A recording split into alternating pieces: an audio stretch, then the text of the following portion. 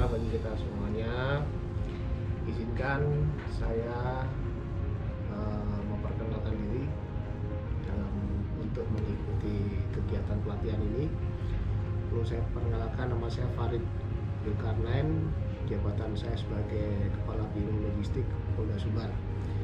Saat ini saya akan mengikuti pelatihan MOC, pengadaan barang dan jasa.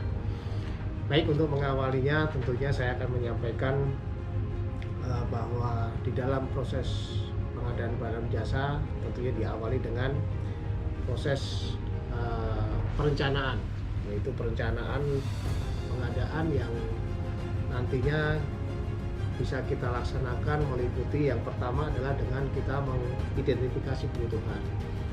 Identifikasi kebutuhan itu kita laksanakan adalah H-1, artinya bahwa pelaksanaan di tahun 2024 kita bisa mengidentifikasi kebutuhan itu di tahun 2023. Kita sudah membuat beberapa identifikasi kebutuhan yang akan dilaksanakan di tahun 2024 dan di tahun 2023 ini, yaitu beberapa tentang penggunaan untuk kapor, yaitu tutup badan, tutup kaki, dan sepatu olahraga. Ini adalah salah satu contoh yang sudah kita kerjakan. Ini adalah tentang identifikasi kebutuhan. Kemudian setelah kita mengidentifikasi kebutuhan, kita menetapkan barang dan jasa. Ini sudah kita tetapkan. Ya, kebutuhannya apa, tutup kaki apa saja, kemudian tutup badan apa saja sudah kita tetapkan. Kemudian setelah kita tetapkan, yang ketiga adalah bagaimana caranya, yaitu cara pengadaannya. Cara pengadaan itu ada bisa melalui swakelola dan bisa melalui penyedia. Ya, penyedia ini bisa menggunakan e-katalog ataupun bisa menggunakan tender maupun pekerjaan pengadaan secara langsung. Nah, pengadaan e-katalog ini yang sudah kita laksanakan. Kemudian pengadaan secara PL, yaitu ini juga sudah kita kerjakan, ya. Pengadaan secara langsung yaitu pekerjaan yang anggarannya di bawah 200 juta. Kemudian setelah itu baru kita membuat jadwal. Ya, jadwal sesuai dengan timeline yang sudah kita tetapkan, barang-barangnya kapan sampai dengan selesainya kontrak PHO daripada pengadaan yang kita laksanakan. Dan tentunya dengan yang terakhir adalah dengan adanya anggaran pengadaan barang jasa, ya, di anggaran pada saat itu. Setelah kita menyusun identifikasi kebutuhan, kemudian kita akan menetapkan spesifikasi tesis barang. Ya, ada 5 elemen spesifikasi, ya, yaitu yang pertama adalah mutu, yang kedua adalah jumlah, yang ketiga adalah biaya, yang keempat adalah waktu, kemudian yang kelima tingkat pelayanan. Nah, yang kita laksanakan ini yaitu kita pengadaan kapor pakai tutup badan, ya, melalui e-sourcing dengan mutu, yaitu adalah sesuai dengan spesifikasi teknis atau SPBU yang sudah ditetapkan oleh Polda Sumbar. Ya, dalam hal ini kita sudah menetapkan SPBU-nya, kemudian dengan komposisi bahan, warna ini sudah disepakati di dalam produksi. Kemudian yang kedua, di dalam jumlahnya ini disesuaikan dengan jumlah personil yang ada di Polda Sumbar. Kemudian bagaimana dengan harganya?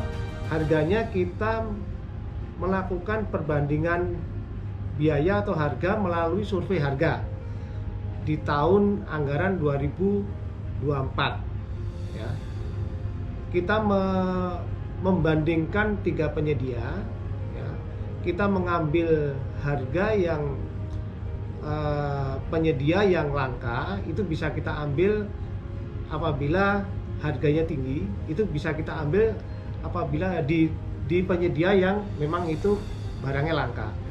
Tapi kita juga bisa mengambil dengan penyedia yang harga murah apabila memang itu perbandingan penyedia itu adalah semua sama ya, di pasaran, sehingga kita ambil yang termurah. Tetapi apabila kita dengan harga tertinggi, bisa kita ambil dengan harga yang memang itu langka. Ini kita sudah kita ambil, kita bandingkan dengan beberapa harga. Inilah yang untuk menetapkan kita harganya disesuaikan dengan survei harga pasar yang ada. Kemudian berdasarkan waktunya, yang keempat tadi, waktunya sesuai dengan kalender yang sudah kita buat ya, dengan pengukurannya berapa hari kalender kerja, masa kontraknya ini sudah kita buat, termasuk juga di tempatnya, di mana kita tempatnya untuk pengukuran, produksinya di mana, kemudian pada saat melaksanakan produksi kontrol dan segala macam, termasuk juga nanti PAU barang yang diterima di tempat kita. Kemudian untuk tingkat pelayanan itu diberikan melalui purna jual ya, berupa perbaikan, pelayanan asuransinya, kemudian pelayanan tepat waktu, termasuk juga yang paling penting juga pelayanan informasi terkait dengan komponen dalam negeri atau TKDN-nya. Jadi setelah kita tadi menyusun dan menetapkan spek ya, selanjutnya adalah melalui proses pengadaan dengan melalui e-purchasing atau e-katalog di sektoral Polri ya. Yang selanjutnya itulah yang akan dilaksanakan dengan kontrak atau surat pesanan kontrak. Di dalam surat pesanan kontrak atau kontrak ini perlu dilakukan pengendalian kontrak. Apa saja yang perlu kita kendalikan? Yang pertama adalah biaya. Nah, biaya ini sudah sesuai dengan kesepakatan yang sudah kita lakukan. Yang kedua adalah mutu. Mutunya ini adalah sesuai dengan spek yang sudah disepakati tadi, yang sudah ditentukan tadi speknya. Kemudian yang dikendalikan yang ketiga adalah dengan waktu. Nah, waktunya sudah ditentukan ya, berapa lama, berapa hari kerja sudah ditentukan. Apabila nanti memang melebihi dari waktu yang sudah disepakati ditentukan, tentunya akan kena sanksi. Itu yang seperti itu proses ini ya, dari pengendalian kontraknya. Kemudian pada selanjutnya kita sampai ke serah terima barang, yaitu setelah akan segera habis ya kontrak, penyedia ini nanti menyampaikan surat permohonan ya, surat serah terima barang. Nah, surat ini nanti akan diperiksa oleh PPK, yang selanjutnya PPK nanti akan memerintahkan tim panitia pemeriksa barang untuk melaksanakan penerimaan barang yang akan dikirim ya, diperiksa dulu. Nah, kemudian apabila sudah diperiksa, nanti akan dibuat suatu berita acara pemeriksaan. Nah, atas dasar berita acara itulah nanti PPK akan membuat BAST, yaitu berita acara serah terima barang. Nah, apabila BAST sudah sesuai, kemudian baru akan dilaksanakan dengan pembayaran. Jadi kalau kita tadi mengulang masalah cara tadi, yaitu cara pengadaannya bisa melalui yaitu swakelola maupun dengan penyedia. Nah, kita bicara sekarang tentang masalah swakelola. Kalau kita ketahui bahwa swakelola itu ada 4 tipe, yaitu tipe pertama adalah swakelola tipe pertama, yaitu adalah dalam perencanaan, pelaksanaan, dan pengawasan dilakukan oleh Satker Pengguna Anggaran. Kemudian swakelola tipe 2 itu untuk perencanaan dan pengawasan dilaksanakan Satker Pengelolaan, dan pelaksanaannya dilaksanakan oleh Satker Pemerintah yang lain.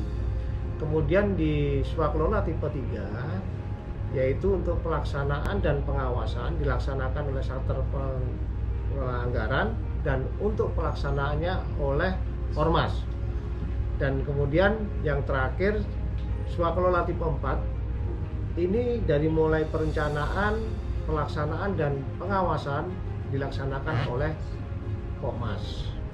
Nah, kemudian aplikasi yang sudah kita laksanakan yaitu kita melaksanakan swakelola tipe 2, yaitu yang kita laksanakan adalah proses kemarin pembangunan konstruksi penjernihan air, di mana anggaran penjernihannya ada di satker kita. Kemudian kemarin kita bekerja sama untuk pelaksanaannya dilaksanakan oleh dari perguruan tinggi Institut Teknologi Padang. Nah, ini sudah kita laksanakan kemarin dan selesai dilaksanakan. Nah, ini untuk yang sudah kita laksanakan di swakelola tipe